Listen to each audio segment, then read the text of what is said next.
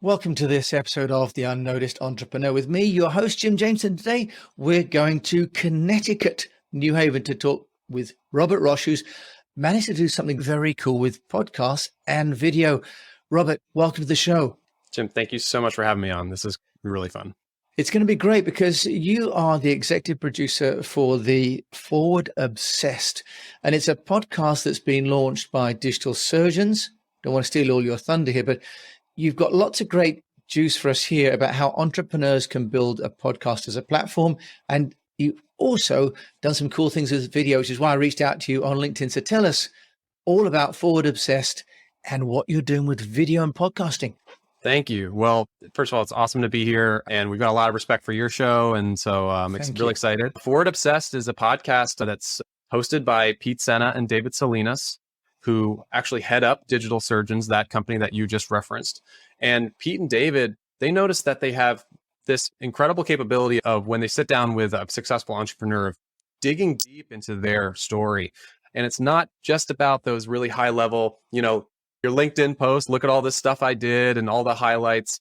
When you found a company, bring it to potentially like a public offering or sell your company, that whole process is incredibly fraught with difficult times and pitfalls and pivots and aha moments and a lot of deep personal things that people go through. And so that's what Pete and David go through in Forward Obsessed, because people go through a lot, but they still want to take their idea and push it forward into the future with this incredible energy and inspiration. So that's the premise of the podcast. Every interview is with a different entrepreneur. We're about 14 episodes in. Our 14th episode is dropping really soon, and we've been having a blast with it.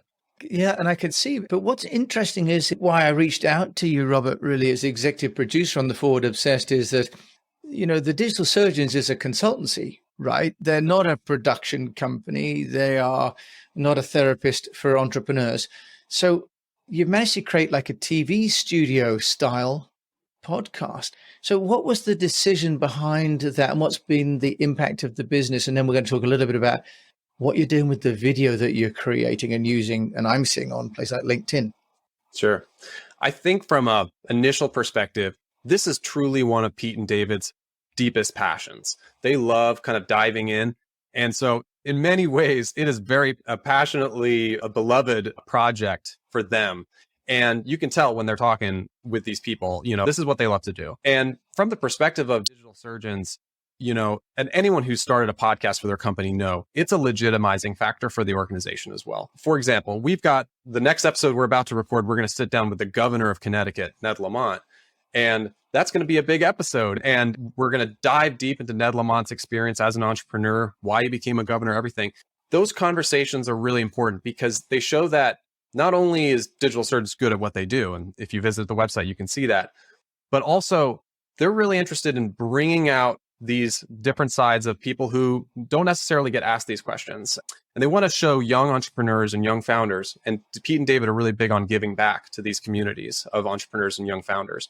They can show them that you can do it. It's a hard road. There's a lot of tools at your disposal, and there's a lot of incredible people out there who have accomplished things that weren't seen as possible before. And that's the kind of feedback we've been getting on the show. So Rob, you're the executive producer on the show. Tell us a little bit about the strategy, because many companies create a podcast almost like a newsletter used to be published back in the old days when I used to do print A4, magazines for companies. But you've taken a different approach. Just explain the approach that you've taken and why it's different to making it a promotional piece for digital surgeons.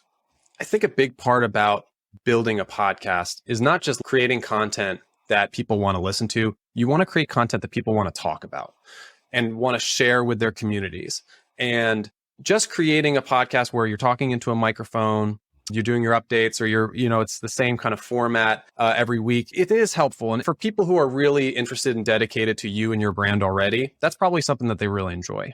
But to really take it to the next level as a tool and as a conduit for interactions and communication with you and your company, you have to kind of take it to a point where there's excitement, there's dialogue, there's people coming back at you with questions. They're asking, oh, what was that book? What other books does this person recommend? And then we'll connect them with that person who was on our episode. And so now we're starting conversations. And so Forward Obsessed, right now it is a podcast, but Forward Obsessed itself is going to become a brand that's all about having these kinds of communications. Pete Senna it's like he's on fire with it right now. And there's a lot of incredible things coming down the pike, but it's how do we have these conversations? How do we create these ecosystems of brilliant minds who want to create and do new things together? And Robert, having met Pete, I think, it's obvious just how excited and how engaging they are. But I love the idea as well that you're making the podcast a conversation starter, that it's not a monologue. Although by definition, a podcast is recorded and we broadcast it, as opposed to, say, a live stream where there's chatting taking place, you're managing to make it into content people want to share. So what are some of the key elements that you're building into the content that make people want to talk about? Because in a way, that's the secret sauce, isn't it, of a successful radio show, song, film, anything? The first part of it is the actual conversational content. You've got people sitting in a room, and you got to have some structure in which, you have your particular questions that you like to ask, that you like to create through lines between your episodes so that you can compare these brilliant minds and you can actually contrast them with each other as well. So having some conversational structure, but not being too crazy about it. If you're going off on a tangent and it's awesome and everyone's vibing in the room, then go. Don't cut them off and say, well, actually, I was going to ask you this. So I think having structure, but with a really fun flexibility to it is important. And the other side of it is, now that you're having that great conversation, how do you make it in such a format that the most people in the world can benefit from it and can benefit from listening to it? And in our case, we said, we want people to see these conversations as well. And so a big part of the Forward Obsessed podcast is, from the beginning, we said, this is going to be a video podcast. Now, what a lot of people think about when they hear video podcast is, or what it used to be was, it was a YouTube channel. People sitting down, maybe they're podcasting, but it's more like a broadcast over YouTube because that's where video is. And what's been happening recently is there's been some really big shows that have been starting to, transition into the podcasting realm as video. And what I mean by the podcasting realm is the apps. If you think of Spotify, they took on some major shows recently, and not only can you listen to it on Spotify, but you can watch it. So I was thinking, how do we do that? And also, how do we set the infrastructure so that this video podcast that maybe we're adding to Spotify can be added to every other podcasting app if they ever made that switch? And from my perspective, Jim, every podcast app is going to make the switch to video capability in the future. Yeah, Robert, I met you because I was looking for the Forward Obsessed, on LinkedIn, saw Pete's post and I saw the video and I thought, that's a really nice clip, and I figured if I clicked on that, I'd go to YouTube, but it took me to my podcast player on Apple. And that's where we started saying, wow, okay, how are you doing this? So for those of us that, are just catching up, you're ahead of the game on this, Robert. From a production point of view, do you want to just take us through the steps? Not everybody on the Unnoticed Entrepreneur show, our listeners are podcasters, but I think you're introducing a new trend about the format. And I'd love to know how you've discovered this and how people can deploy it in their own podcasts. Well, I'm really happy to be doing this because I went through a lot of trial and error. And if I can save anyone from that process, if I can help you, then this is going to be, I'll be so thankful to do that. So all you have to do first is, all right. All you have to do first is start with a video. We're recording on Riverside right now. The export from this is going to be an MP4 that you can potentially post anywhere. And when you have that video, you have the capability now of posting it to Spotify as a video podcast, but also you can post it to Apple Podcasts, which is not something that everyone knows. So let's start with Spotify because it's simpler. Spotify, one of their subsidiary companies is called Anchor, anchor.fm. And that's using Anchor FM. It's actually free. You can post your podcast to Spotify as well as many other podcasting apps. If you enter in, the RSS feeds on the back, you can set it up. Now, what I discovered was through Anchor, you can't post a video podcast to Apple Podcasts. Apple podcasting is really simple. And most people don't know that Apple Podcast apps actually use, or you can actually upload video to Apple Podcasts. Yes, and I discovered it because I noticed that NPR, Tiny Desk Concerts, is a small subsection of the NPR podcasting network. You could watch the Tiny Desk concert on your Apple app. And I was like, what the heck is this? Yes. Yeah. How did they do that? And so I did a lot of digging and I found that at least one podcast publisher, possibly more now, I'm not sure, allow you to post video to Apple Podcast. And so the one that I use is Podbean, Podbean. And through Podbean, it is a paid account. Just so for logistical purposes of people listening, I pay just over $30 a month for it. And I can upload my video to Podbean, and through Podbean, publish that video as a podcast with everything that has to do with the podcast, the description, all the other stuff, to Apple Podcasts. And what that looks like is you can listen to it in the same way, but if you open the app and you actually click on the episode as you're listening to it, it'll open up and it'll show a video. And that's the video that you created maybe through Riverside. And so now here's the deal. Podbean, for example, will not post video to Spotify. And Spotify's podcasting publisher, Anchor, will not post videos to Apple. So they're still kind of competing there, which is why I actually have to have 2 active podcast publishing accounts. One specifically to post to Spotify, one to post to Podbean. Yes. So you have to have two channels with the same content broadcasting, if you like, on almost like different frequencies. In the old sort of broadcasting world, you've got like a DAB and an FM channel for the same content. And is that a function that Podbean has got and Anchor have got? Because obviously they're part of bigger platforms. What about some of the other platforms like Buzzsprout, for example, or Captivate? Do you know, Robert, if it's just because these two are integrated already into the bigger platforms, or do you think more and more of the podcasts like Libsyn and Captivate are going to do this? If they haven't yet, I can almost guarantee you that they will. If Buzzsprout isn't doing it yet, they will.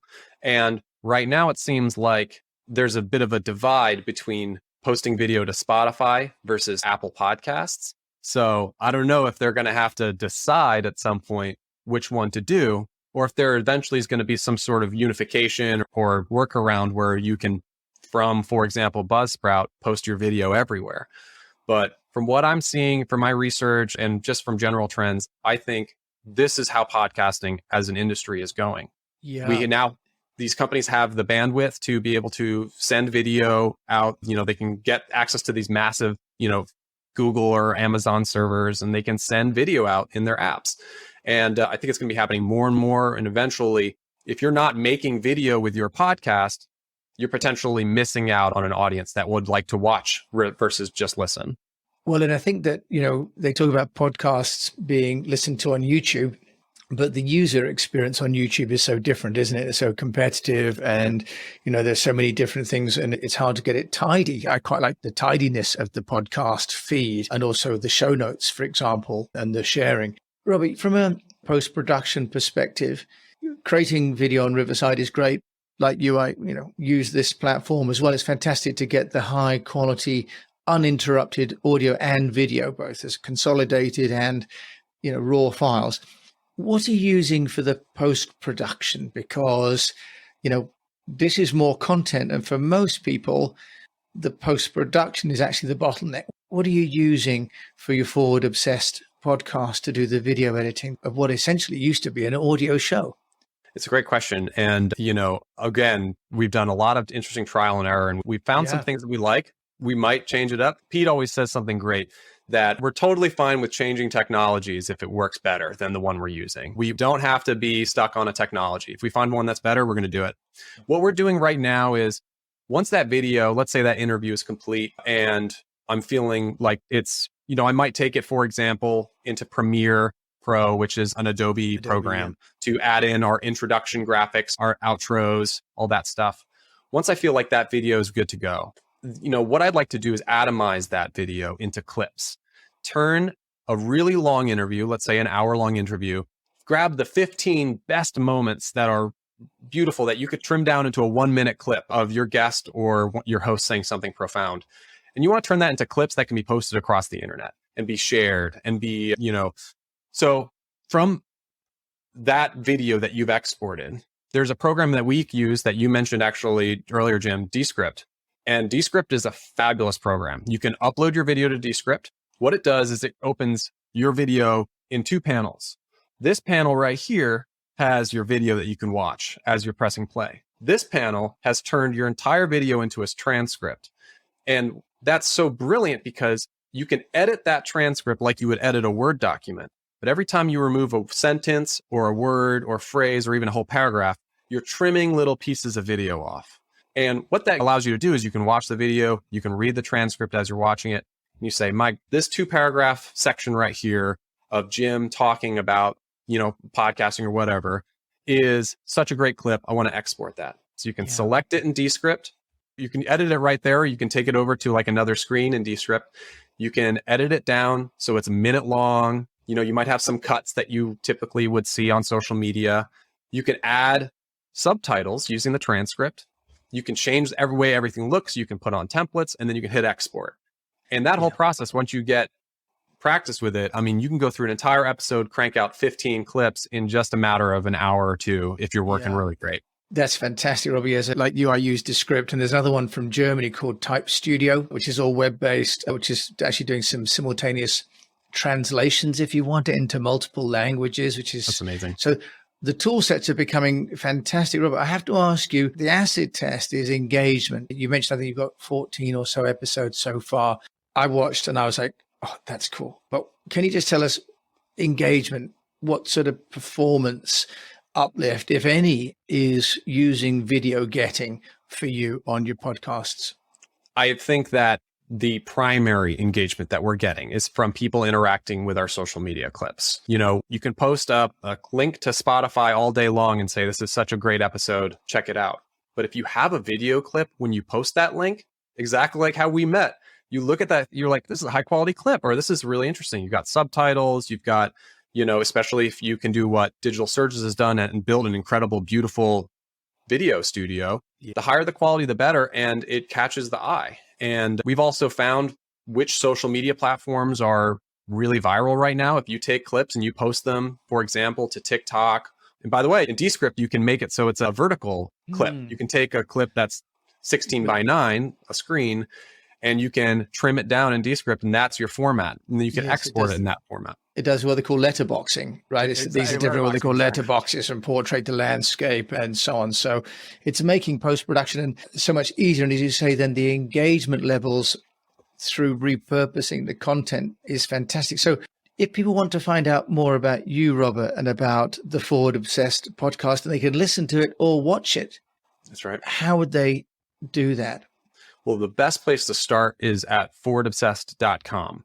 And there you're going to see this gorgeous website we just built, but all this technology is built into it. And on every episode page, you can see the episode as a video on YouTube, but you can also click through to Spotify. You can listen, watch to any of the episodes.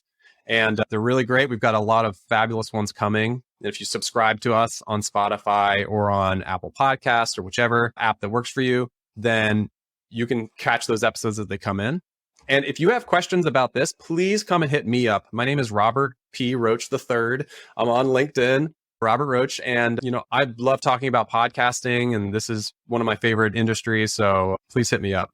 And Robert, I will, of course, put all of your details in the show notes. And I think you and I are going to collaborate, aren't we, using Descript as one can, as two Descript users, to embed maybe some showreel to illustrate what we've been talking about. And, I'm a little bit geeky like you, but you're so much more advanced than me in terms of production. But I love the way that the digital surgeons have integrated podcasting to create conversations that are forward-looking and not just self-serving, and are creating a whole sort of conversation around an industry and a location as well in a community. So thank you for your work and for sharing that with me and my fellow Unnoticed Entrepreneurs Day, Robert. Jim, it's been a total pleasure talking to you, talking to your listeners. I hope to engage with your audience and meet some great people. Yeah, we absolutely will. So I'll put Robert's details in the show notes, as always, including a link to the Forward Obsessed podcast. And this is going to change the way that we all consume content. And if you run a company, this creates all new opportunities, especially if you've got a product or service that has a visual element. Then podcasting can become really also a very good way for product placement and product promotion in a way that just the audio itself didn't. So thank you so much for listening to this episode. A little bit of special technical bonus episode today on this episode of The Unnoticed Entrepreneur.